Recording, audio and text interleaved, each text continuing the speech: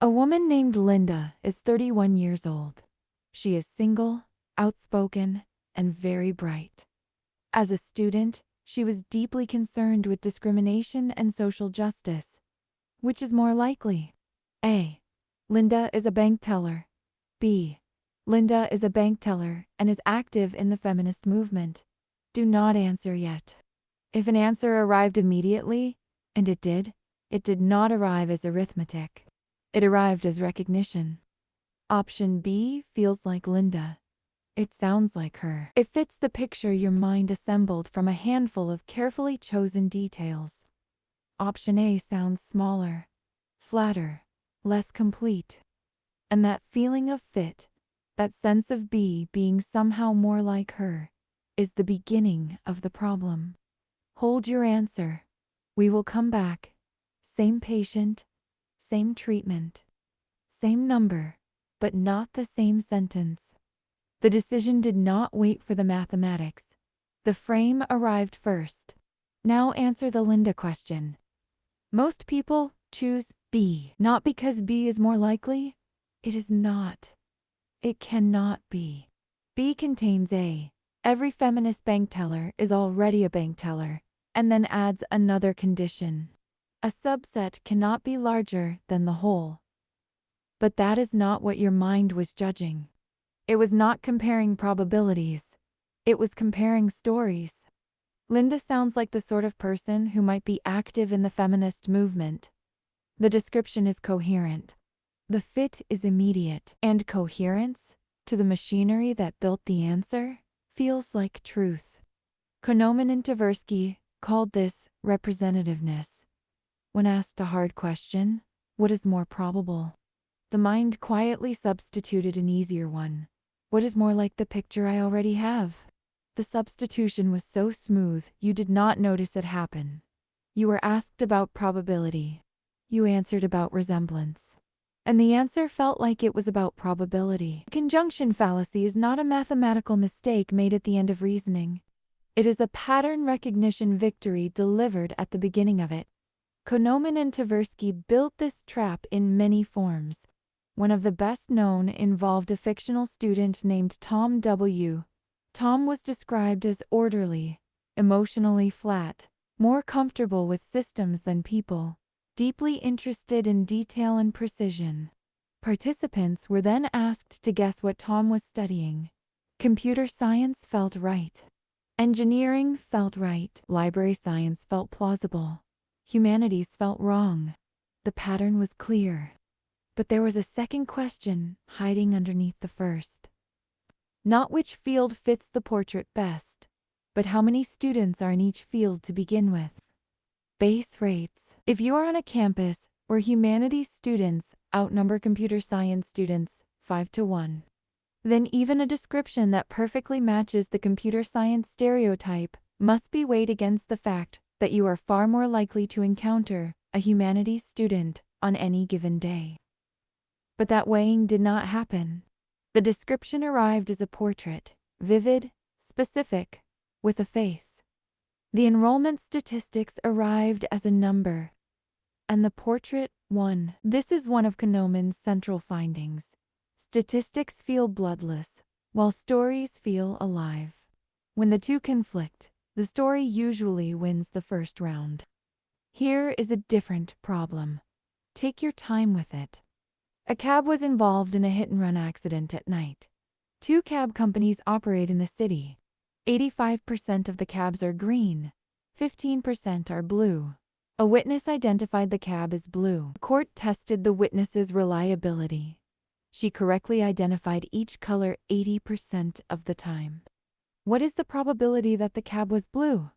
You have formed an estimate. Most people answer around 80%. It feels right. The witness is 80% reliable, so the cab is probably blue. But that is not the correct answer. The correct answer is approximately 41%. The cab was more likely green than blue, even though the witness said blue. What happened? The witness is 80% reliable. That feels like a strong number, but there are far more green cabs than blue ones. The base rate, 85% green, matters enormously. Most of the cabs the witness calls blue are, in fact, green cabs misidentified. The reliable witness was overwhelmed by the base rate, and your mind, presented with both pieces of information, used one and discarded the other. This is the core of what Kahneman found. When a story and a statistic sit side by side, the story almost always wins. The witness said blue. That is a story, a person, a claim, a cause. The 85%, the fact that most cabs are green, is not a story. It is a number. And numbers, to System 1, are not real in the way that a person's testimony is real. But Kahneman and Tversky discovered something else about this problem. Something that changed the picture entirely. They ran the same problem with one change. Instead of telling participants that 85% of the cabs in the city were green, they said this: the two companies operate the same number of cabs, but green cabs are involved in 85% of accidents. Now participants used the base rate. Their answers shifted dramatically. The percentage of people who correctly accounted for the base rate more than doubled. What changed? The mathematics is identical. 85% of accidents involve green cabs. Whether that is because there are more green cabs or because green drivers are worse, the calculation produces the same answer either way. But the second version tells a story. Green cabs cause more accidents. Green drivers are reckless. The base rate is no longer a bloodless proportion. It is a character trait. It has a face. And System 1 can work with faces. System 1 does not ignore base rates because it cannot process them. It ignores them because they arrive in the wrong format. When a base rate is rewritten as a cause, as a property of an actor, as something that happens for a reason, it enters the story. And once it is inside the story, the machinery uses it. The lesson is not that people are bad at statistics. The lesson is that the machinery has a preferred language. And that language is causal, narrative, and vivid. It is the language of characters and intentions, not the language of proportions and denominators. Now consider a different statistical illusion. In the early 2000s, researchers mapped the counties in the United States with the lowest rates of kidney cancer. A pattern emerged. The counties were mostly rural, thinly populated, and remote. That pattern invites a story immediately. Clean air, quiet lives, local food, less stress. But the counties with the highest rates of kidney cancer were also mostly rural, thinly populated, and remote. Same counties. Opposite story. Both stories are wrong. The explanation is not pastoral virtue or hidden poison. It is sample size. Small populations produce extreme outcomes by chance alone. When the denominator is tiny, randomness swings harder.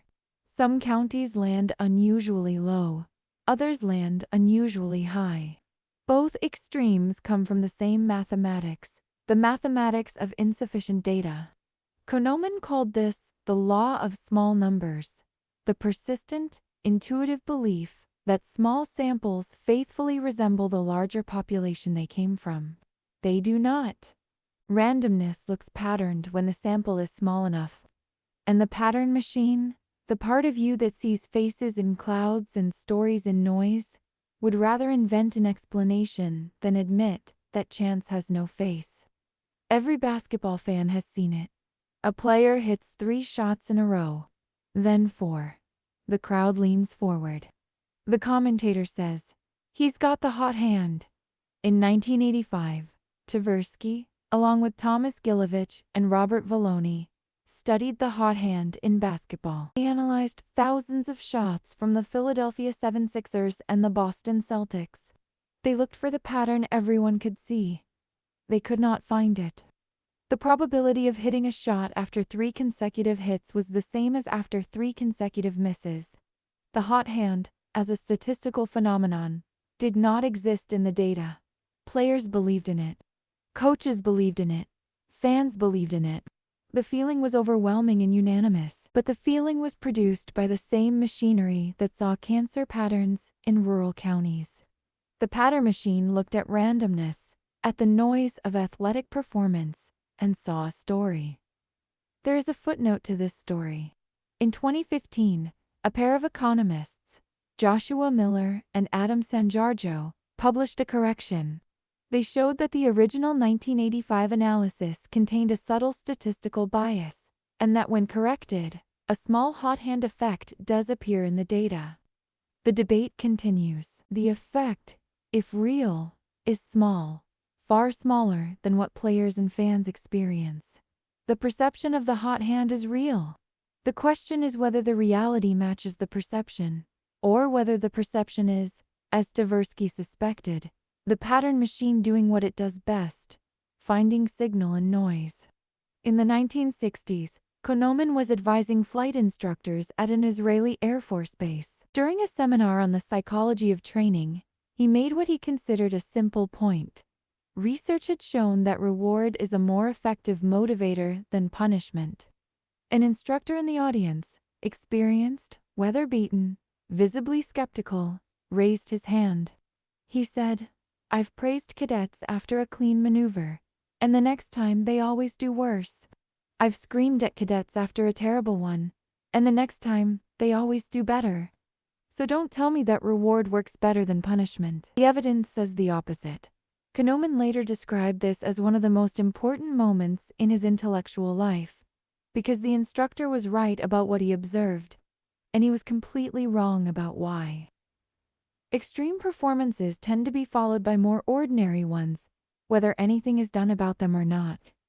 An exceptionally good landing was partly skill and partly luck.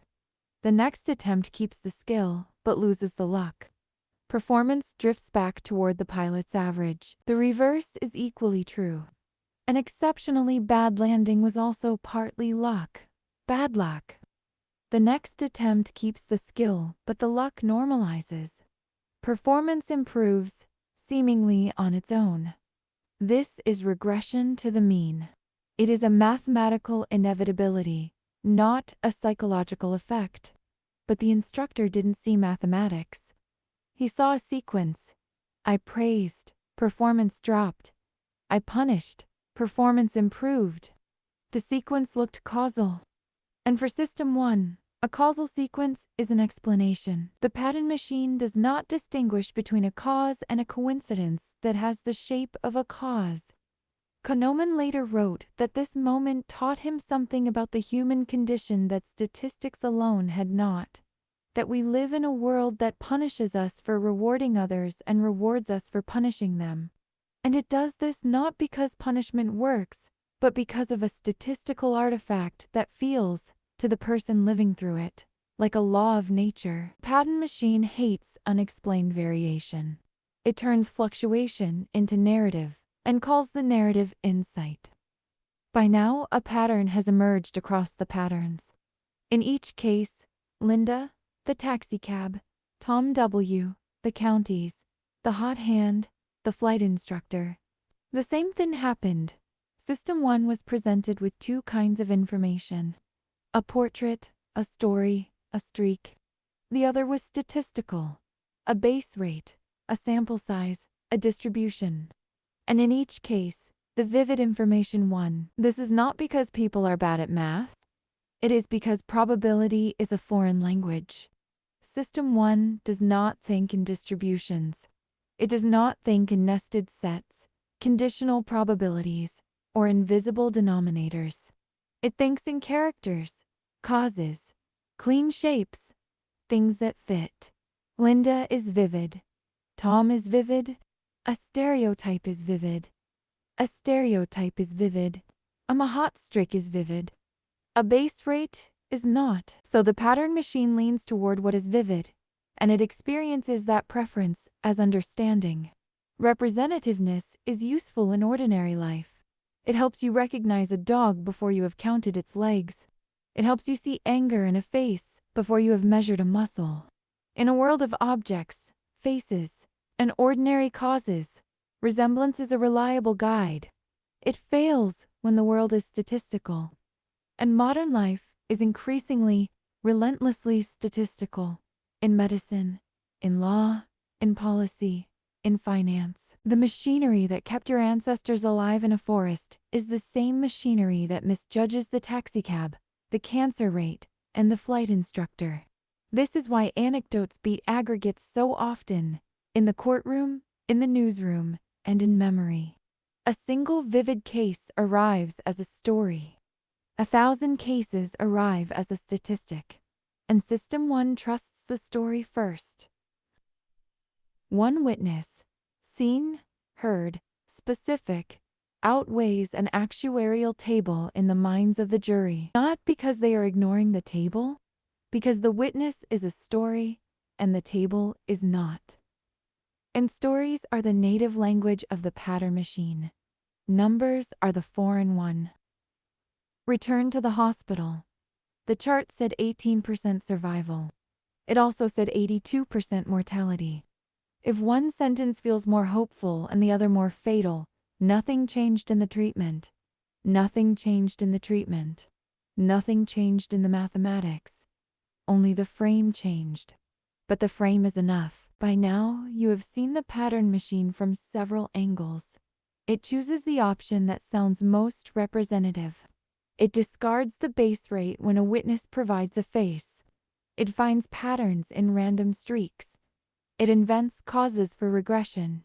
It trusts a single vivid case over a proper denominator. And when the world presents to mathematically identical descriptions, 18% survival, 82% mortality, it experiences them as different realities. The tragedy is not that she was irrational in some theatrical sense. The tragedy is that her machinery was normal. She saw a pattern. She felt a frame. She mistook the ease of processing for the quality of evidence. And because the pattern felt clean, the decision felt earned. The number you just saw has nothing to do with the question. But it is inside your answer now. In the next episode, we will ask how this happens, how a random number changes an estimate, how a price tag shapes a judgment, and how the first thing you see becomes the foundation of everything you think.